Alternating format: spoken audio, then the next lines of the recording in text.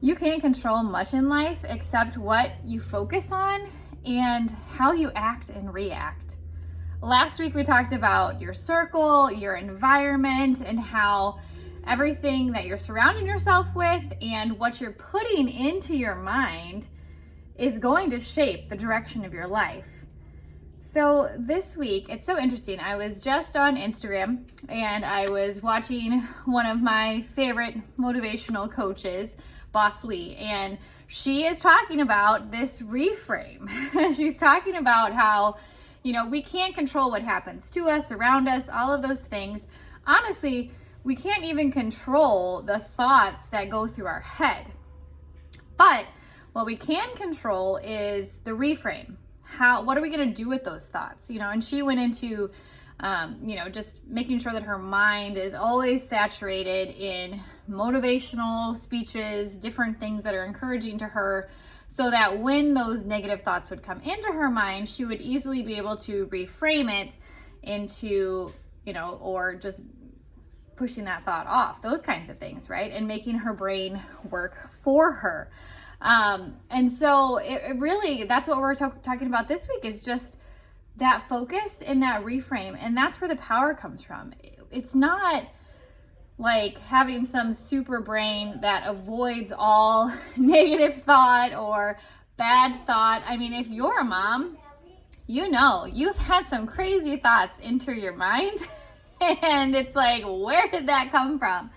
What makes us not crazy as moms is we don't act on those thoughts, right? And so I'm just saying that to make the point of, we can't control the thoughts that come into our head, but we can control whether we dwell on them, whether we go down that rabbit hole, I like to call it. I always give advice to other wives that, when it comes to our marriages, so much of our marriage happens in our head as women. And, we can choose to entertain those negative thoughts about our spouse, or, and go down the rabbit hole, or we can say, nope, not going to dwell on that. I am going to reframe it. I love my husband. I love this about him. I love when he does this. I fell in love with him because of this, whatever it may be. Because if you've ever seen like a cross section of like a rabbit's den and rabbit holes, there's just like trails everywhere and it's all crazy. And that's what happens when you go down the rabbit hole of entertaining these negative thoughts. We can't stop them from coming into our brains, but we can redirect and reframe. So today I want to move through 5 different points about how can we do this reframe in our brain, okay? Because those negative thoughts are going to come, but what are we going to do with them? So the first one is positive focus.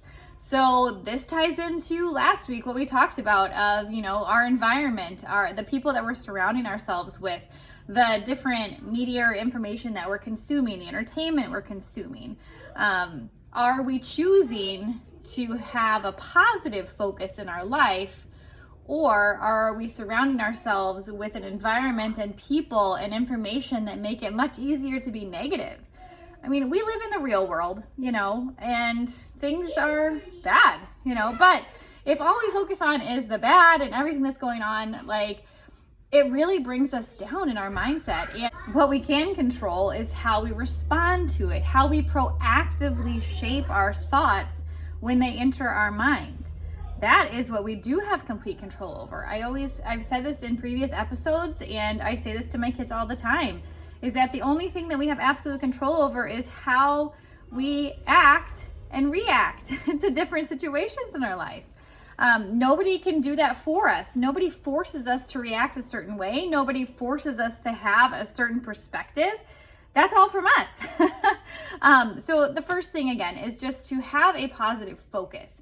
Looking at the world through a lens of positivity, of how can I show up and bring the good to this world, no matter what chaos is going on around me. I may not be able to impact on, a massive global scale, but how can I impact where I am, where God has me in my environment, with the people around me, in the calling that He has put on my life?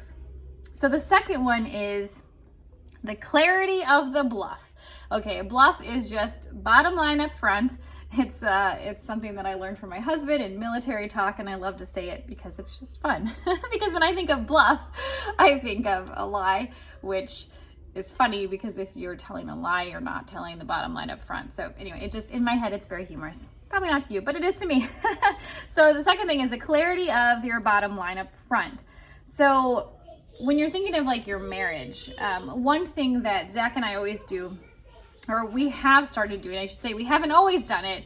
There were some really, really hard years in our marriage, but now we are at this point where we look at each other and we say, like, we are on the same team and we both want an exceptional marriage. We are not trying to hurt each other in our words or our actions.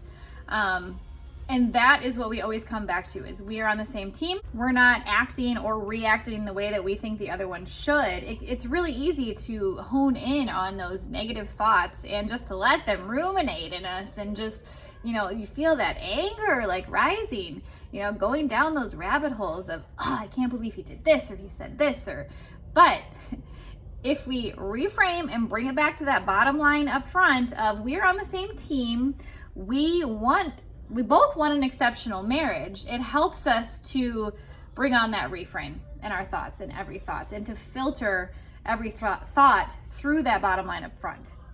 And we can apply that to any area of our life. I see so much on social media of, moms using humor to really just hate on their lives as moms and having kids that drive them crazy and an inconvenience. Or as wives, beating up on their husbands in, a verbal sense of like they're an idiot and all of these. And it's just, it doesn't put our focus in the right direction. So we can use this for our kids too. We can use this for our work. We can use this in so many different realms of what is the bottom line up front? What is the shared goal that we have? What is the direction that I'm going in? And knowing that and helping that to be the trigger for our reframe, so that we don't sit in the negative and let it eat at us, so that we are able to pivot and to keep going in the direction that we want to go. So the third one is snap out of it. So I kind of just mentioned this, but we tend to get into these ruts of just negativity just turning over into our minds. And it can really do some serious damage if we don't learn to snap out of it. It's taking on this victim mentality of, life is happening to me. I can't control anything. I'm just a victim of everything bad that's happening in my life, and there's nothing I can do about it. But instead, focusing on this, life isn't happening to you or for you, it's happening, and you decide how to react and how to react. I much more prefer, I'm going to save that to the end. I much more prefer a proactive stance, but we're going to save that for the last point because I think that that's the best. So learning how to snap out of it, and learning how to recognize when these negative thoughts come into our mind, that we can't control them coming into our mind. Okay, we've already said that a million times. We can't control the negative thoughts that come into our mind, but what we can do is learn to recognize them and recognize them quickly so that we can snap out of it, because we've got that bottom line up front. We understand the direction that we want to go. We are working to have a positive focus. So no matter what negative thought comes into our mind, we can recognize it quickly because we're aware of the clarity of the direction that we really want to go, right? If we don't know which way we're going, it's really hard to get there because we don't have an actual place we're going, right? So it starts with that clarity, which I talked about in the last point, is clarity. What is the direction of the life that we want to go? Because we know our lives are going to move in the direction of our strongest thoughts. And if those are ultimately negative, well, then we can't sit back and expect something positive if we're focused on this negative. So we need to have this ability to be able to snap out of it. That comes from clarity. That comes from an awareness. That comes from us actively pursuing a positive focus. and being able to recognize it quickly. So again, that quote, this is my favorite thing I love to say to my kids and myself: life isn't happening to you or for you. I know a lot of people say life is happening for you. It's not. Life is just happening. And you get to decide how you act or react, right? Like, God has a plan. He's set it in motion. But we live in a sinful world, so things don't always go according to plan, right? Now, God can take things that were meant for evil and turn them into good, but so much of that comes down to we as humans have a free will, and we get to decide how to act and how to react to any given situation. So the next one is the reframe. Point 4, reframe. This is the sauce right here. If you have not taken time to learn how to do the reframe, you are going to struggle, because we're going to continually have these negative thoughts coming into our brain.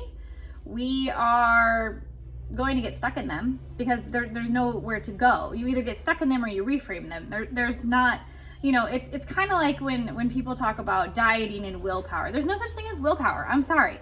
Like, there's just not. There is setting yourself up to be able to more easily make good decisions that fuel your goals, or there is not having a plan, not accounting for any obstacles that are going to come along, and just going with the flow. And the flow is always going to go in the direction that is most common. So if you most commonly go down the rabbit hole of negative thoughts and sit in them and marinate in them like it's your own little personal hot tub of negativity, you are going to keep doing that as a natural default. What we're doing with the reframe is we're changing the default path. We're recognizing the negative thought that comes in. We understand that that does not take me in the direction that I want to go. So I am going to take that thought and I am going to reframe it. So think of it this way. If you're building a house, what gets built first? It's the foundation. The foundation is always built first. And this is so interesting. If you've ever watched a big building going up, it seems like nothing is happening forever. And then all of a sudden one day the building's just like there and you're like, wow, what? Like, it's because building the foundation takes the most time. And if you don't have a solid foundation, how can you put walls up without having a solid foundation? Your house is going to fall down, right? Or it's going to have a very short life. Well, you can think of the reframe that way as building that foundation of, what do you do with those negative thoughts when they come in? And it's a practice. It's not something that you ever arrive at. Does it get easier? Yes, because you practice it so much that you can more easily recognize these negative thoughts that are coming in, right? And you could immediately reframe them. And it's the same like that. So if you are trying to willpower your way through of like, think positive, and you're being bombarded with all these negative thoughts, that's like trying to build a house without building the foundation first, putting up those walls without building that foundation. It's just not going to last very long, and it's not going to help you over the long haul of building something solid. So the art, the practice, I should say, of reframing a thought is going to be your superpower. Not willpower.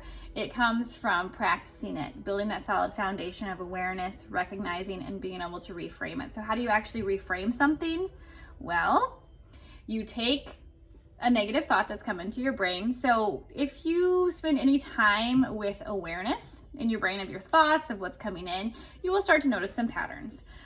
We've talked about this in past episodes of your inner critic, who tends to bring out these same big things. So for me, it was this idea of I'm too much, I'm too passionate, I am too transparent, I wear my heart on my sleeve, I'm going to get hurt, those kinds of things.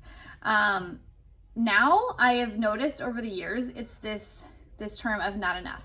Like, what you're doing is not enough, you're just not enough, those kinds of things. And so just having an awareness of those patterns, I'm much more easily able to recognize these negative thoughts coming in. As soon as I hear my brain saying, you're not enough, what you did there, not enough, I'm immediately able to say, oh, haha. So I'm going to reframe that. I'm going to take that negative thought, that lie, and I am going to turn it into a truth. Now, you can do this in whatever way works best for you. Personally, because I'm a believer, I like to reframe a scripture. So I will pull out a Bible verse. And so I will counteract that you are not enough with, God's word of you are a child of God. You were knit in your mother's womb. There is a plan set on your life, like all these things. Okay, that's not word for word scripture, but that's how my brain works. It takes concepts and ideas and puts it into my own words. But you can also do this in, so say you have a thought that comes into your brain of,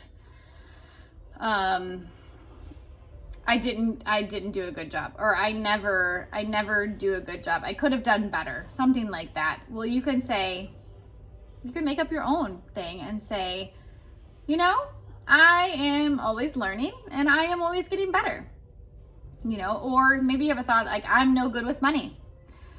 Maybe your reframe is, I am always learning. I have different practices in place that help me to be a better steward of the gifts that God's given me. And money in the hands of God's people is always a good thing because we can do much more good in the world, right? So just different things like that. Like, it has to be personal for you. It's not, it's not like I suck at money and then your reframe is I'm a millionaire. Well, that's not true. It's something, it's believable because it's the truth, right? Like, it's not some affirmation where you're like trying to manifest something out of thin air, which, again, if you've listened to me long enough, I don't believe in manifestation. I believe in clear vision with lots and lots of detail because it gives you something to focus on and to know what you're looking for. And our brains love to find ways to validate the things that we're looking for, right? Blue car, buy a blue car, look around the room, looking for a color, those kinds of things. And so our brains love to make happen what we've already told it is real, but it can't be so far-fetched that our brains are like, yeah, right, like no way, right? And so a reframe has to have that truth in it, that truth that is what's actual, right? So it's not true that I'm not enough. I am more than enough. Like, being able to recognize it and reframe it and keep practicing that. So let's get to the last one. Like I said, this is one of my favorites. So number 5 is this proactive versus reactive. If you have kids, you know how easily it is to be very reactive, right? Like, I literally, like probably 5 minutes ago, had to turn off my video and my recording because one of the kids spilled a drink in the living room, which they weren't even supposed to have in the first place. And yep, I was totally reactive. Like, this is a practice as a parent, which I think is probably one of the hardest things to master, is being proactive versus reactive. It's really easy to have an outburst emotionally in just pure reaction rather than having a stance of, these things are probably going to happen, right? Or even just not even that, because we don't want to focus our life on like negative things are going to happen. We want to focus our life on things are happening. What is my natural, like not natural, we don't say, because natural is not usually a good response, but what is my, according to my character, my integrity, what is my desired response in those situations? So say for instance, your kids spill their milk. If you are thinking solely about that mess, it's going to be really easy to react. But if you have spent time thinking about how your children are a gift from the Lord, we are here to train and instruct them in the way that they should go. Their souls are of utmost importance. That's going to make us have a different stance in that time. It's going to give us some self-control to be able to not freak out, right? It's just milk. It's going to give us some perspective that I care about my child's heart. They made mistakes. It's going to make me proactively think about lessons in those moments. And I will say, we all have those moments where we totally react, right? And we have an outburst. It also gives a great opportunity to come back to your kids and apologize. and ask for their forgiveness, which I think is one of the most powerful tools as parents, is humility and an ability to recognize when we made a mistake or we did something wrong or we sinned, and to come to them and say, listen, I'm not perfect. I mess up too. But we're a child of God, so this is what we do in these situations, right? Like, we admit it, we own it, and we ask forgiveness. And so having this proactive stance versus reactive stance in our life, I mean, you know it. You know people. You could probably think of someone right now off the top of your head who is super reactive, right? Who life is always happening to them. You know that when anything bad in their life happens, they are going to be so quick to say, oh, this always happens to me. Oh, these things are always happening. Why do bad things always happen to me? Oh my gosh, I should have known, like, this always happens to me, right? Like, you know somebody like that. We all know somebody like that, right? I hope that's not you. And if it is, there is hope for you. You can start to implement all of these things that I'm talking about today and do your own reframes. But you also know people, hopefully, and this is the kind of person that you and I are trying to be and to grow into every day, is the proactive person who is, who understands life is happening and it's up to me and my control how I'm going to react, how I'm going to view it, what perspective I'm going to take. And I think one thing to remember here too is, while I'm a naturally more positive person, I am extremely optimistic. It's not just this, I hate the term toxic positivity because, well, I don't like it because I'm a naturally positive person, but so that's just personal. But I don't like it in the sense that it's about perspective, right? And so if we choose to have a positive perspective, we are always looking for the good in any given situation. Now, does it mean that in some situations there is no good? I personally don't believe that. I do believe that based on our perspective, we can find something positive.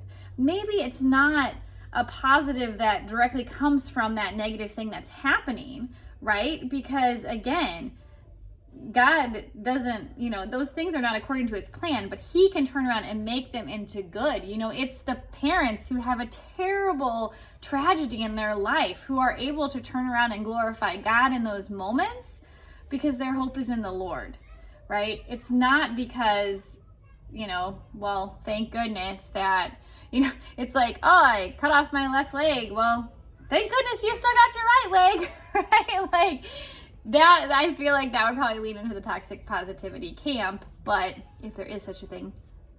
But it's more so God is still good no matter what's happening, and being able to frame your life from that perspective. And that helps you to have a proactive stance in life.